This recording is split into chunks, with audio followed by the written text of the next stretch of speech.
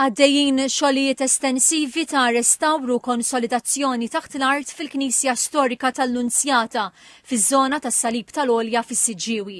Huwa maħsub li l-Knisja oriġinali inbniet fit-tieni nofs tas-seklu 15. Dokumenti juru li l-Knisja reġgħet inbniet bejn l-1680 u l-1681, iżda soffrit ħsarat kbar minħabba terremoti tal-1693, tal-1856 u tal-1923.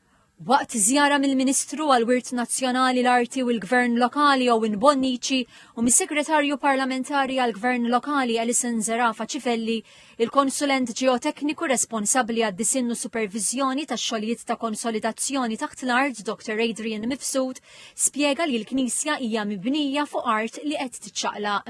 Hawnhekk qegħdin fuq għolja, l-għolja magħmula mit-tafal, u dat-tafal bil-mod qed iwassal biex is-saf blat li fuq mibnija l-Knisja jersaq ftit lejn in-naħa t'isfel tas-Siġġiewi. Allura l-intervent li ħanamlu huwa propju biex nagħtu bażi ġdida għall-Knisja u allura rridu ninżlu fil-fond ħafna biex insibu tafal li mhuwiex qed jiċċaqlaq u fl-istess ħin norbtu il-wiċċ mal-parti ta' ġewwa tal-għolja fejn il-materjal huwa ħafna iktar stabbli. Ix-xogħol inkluda dokumentazzjoni kontinwa tal-istruttura tal-Knisja u l-movimenti ġeoloġiċi, sosten tal-istruttura instabbli tal-ar u t-tisħiħ tas-saqaf tiegħu b'saf ta' konkos. Tpoġġew trafi ta' konkos rinforzat temporanji biex jappoġġjaw il-makkinarju tqil meħtieġa tħaffir ta' pedamenti taħt l-art.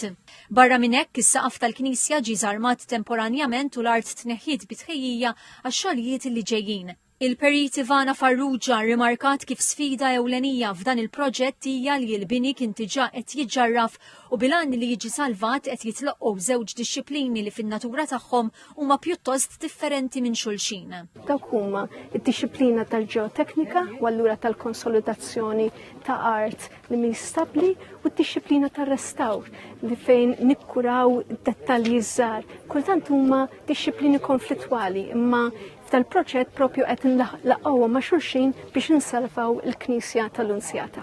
Din l-inizjattiva ta' restawr qed titwettaq biftehim bejn id-Dipartiment tar-Restawr u l-Preservazzjoni fih dan il-Ministeru għall-Wirt Nazzjonali l-Arti u l-Gvern Lokali u l-Arċidjoċesi ta' Malta. B'kollox qed jiġu investiti €1,200,000 biex jiġi salvat dan it-tempju tant importanti.